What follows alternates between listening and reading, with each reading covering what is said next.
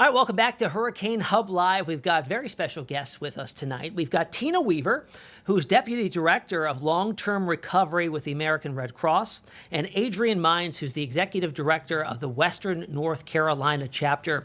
Good evening to you both. Thank you so much for joining us tonight.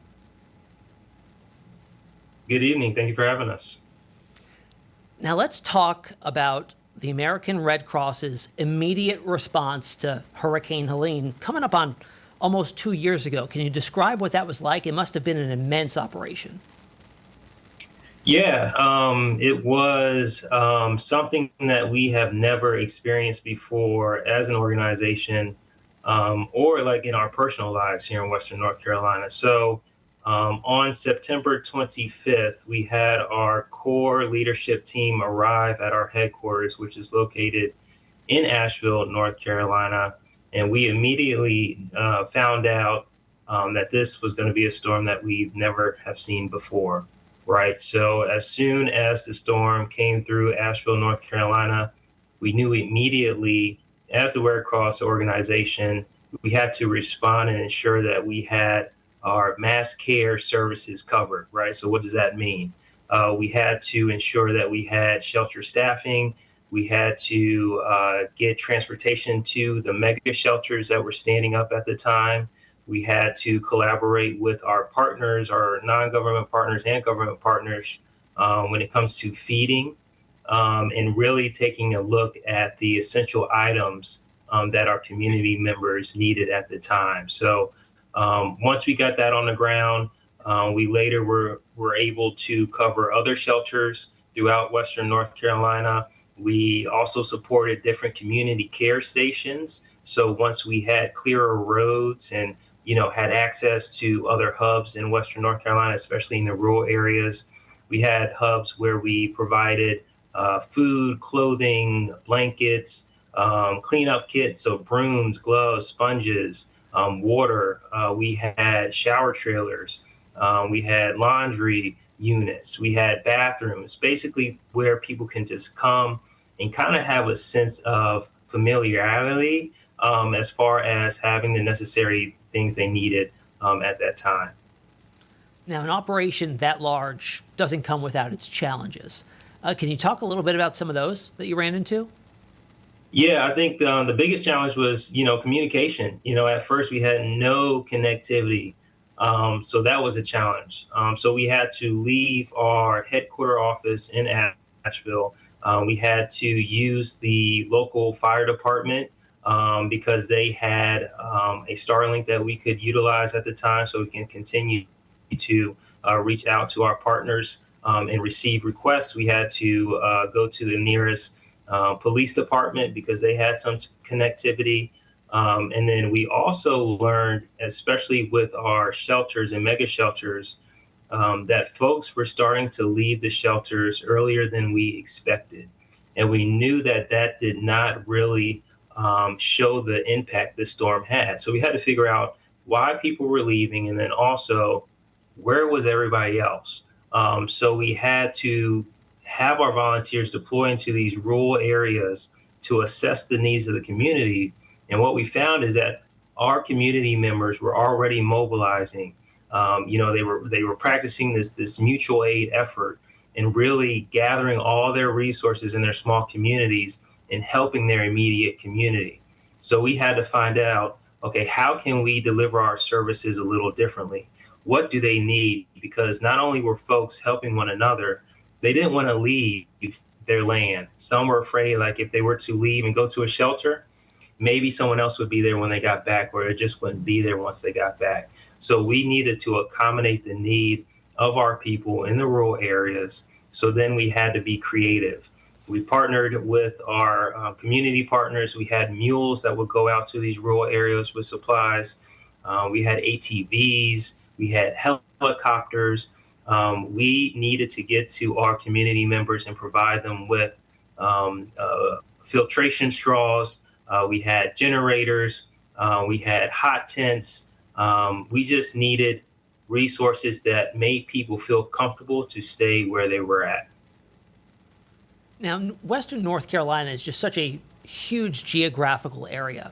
Do you have some sort of feel for how many people the American Red Cross helped during the ongoing recovery efforts there? Yeah, so I think we supported over 50 shelters. We provided nearly about 23,000 overnight stays. We were able to deliver 450,000 hot meals, provided just under 970,000 individual snacks, and that doesn't include the 35,000 shelf-stable meals we serve, especially during those early days. Again, with our volunteers and community partners, running mule trains, ATVs, helicopters, we provided over 36,000 cleanup kits, over 600,000 emergency supply items, and served over 127,000 households. Just amazing work you all do. Now, Tina, I want to bring you in here. I've got a question for you. Coming up on 2 years now, in September, since Helene made landfall and moved up along the spine of the Appalachians, what does the recovery efforts look like now? Yeah. So within these large disasters, the recovery efforts are really spawned when resources are allowed. So we were able to come into a position because of the incredible generosity of our donors, in which it had allowed us to stand up our operation in a 3-year post-disaster.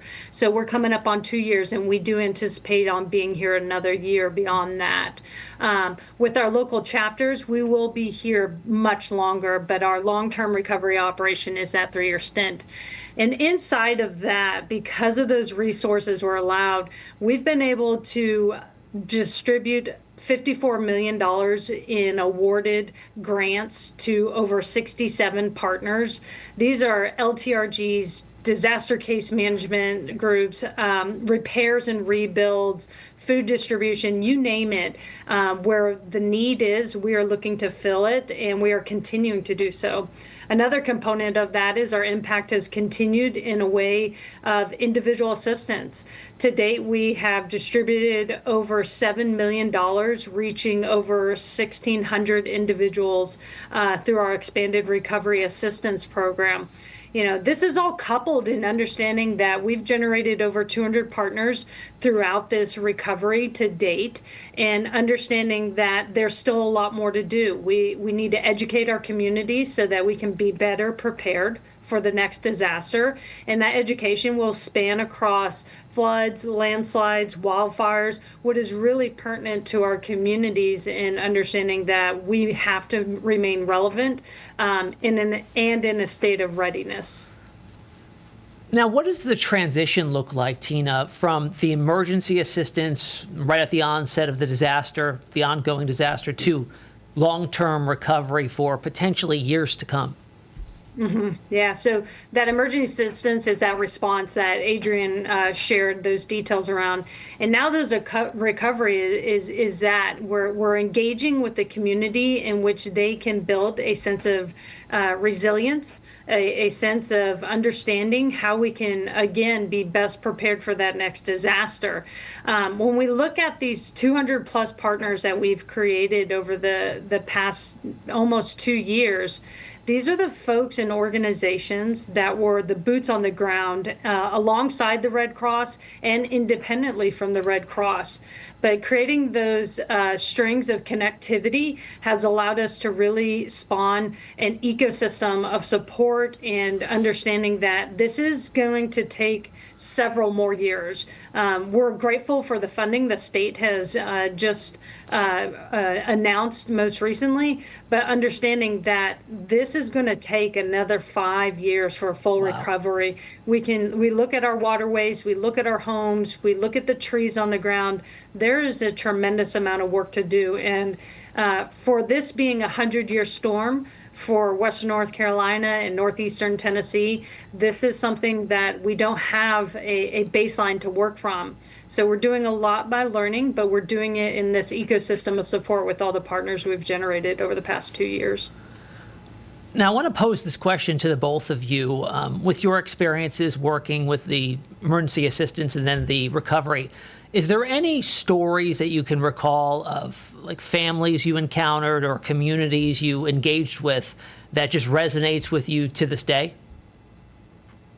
Yeah, I mean, I think we could have an entire just conversation around this. Adrian shared the countless lives that we've had the gratitude of being able to serve alongside and reach.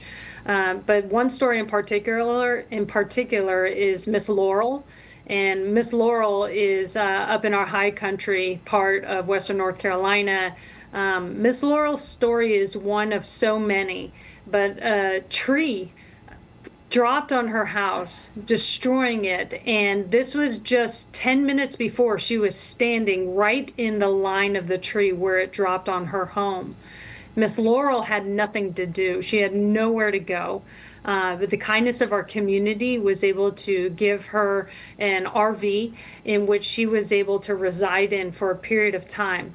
Not but a year and months later did her home get rebuilt. And we're actually so excited because we'll be doing a ribbon cutting at Miss Laurel's here in the next week.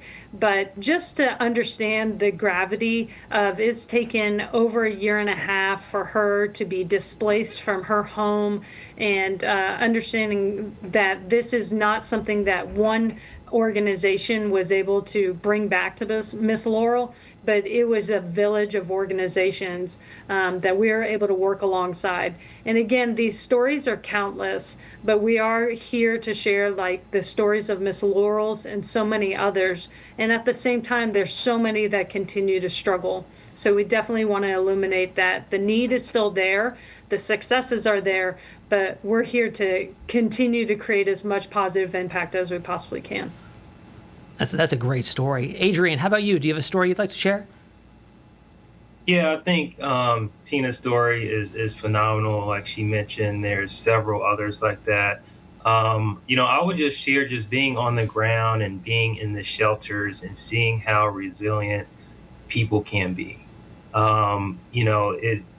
You always hear how disasters bring out the best of individuals, right? You really get a sense of what true mutual aid looks like. And it was just amazing to see that in person, seeing people come together in shelters who they never met before, right? But how can I help you? Hey, do you need a blanket? Hey, do you need a snack? I got some extra snacks over here. Especially when it comes to the kids, right? I have two young girls. So being in those shelters, seeing families with the young children, and just really witnessing the resiliency, how the parents were able to stay strong and positive, ensuring that their children felt comfortable. And that allowed the children to, one, be themselves, and then also find ways how they can help out throughout the shelter. If it was just cleaning up, it was just throwing things out, or just asking questions, questions around, how can we better be prepared for the next storm, and then sharing that education right away. So really for me, it's just seeing and witnessing, how strong we can be when we all come together. A true example of neighbors helping neighbors. Now, as we wrap things up, guys, I've got one more question for you. What types of resources are still available for folks that may still be being impacted by what's left from Helene's remnants? That's a great question. Thank you so much for asking it. Right now, we have an incredible opportunity especially with this call today, of understanding that we still have individual financial aid available, and we are eager to get these funds in the hands of folks. So if you're hearing this, get connected with your long-term recovery group. That's where it's at. And we can work with our long-term recovery groups or our DCMs in understanding how disaster case management and long-term recovery groups, in which we can see if you qualify for our expanded recovery assistance program. Additionally, beyond that, we do have a lot of preparedness education that we're working with various partners, and we would love to continue to do that. That's going to be a real focal point over the next 12 months, in which we can really expand and provide the right supplies and materials, but also that critical knowledge and understanding of what do you do in a flood. Where do you go to avoid a landslide? In our mountainous community, we need to understand these things. And then even on the horizon with wildfires and the lack of rain we've been having, it is very, very imminent in the future that we understand a disaster will be there. But if we can provide this level of education to individuals and families, we know that we're better positioned for the next disaster. Well, thank you guys so much. Tina Weaver and Adrian Mines from the American Red Cross. I appreciate you reminding us that even though it may not be talked about very much anymore on the news, still people are suffering and being impacted by the storm nearly 2 years later, and you both are doing amazing work. Appreciate you joining us on the show tonight. Thanks so much. Thank you for having us.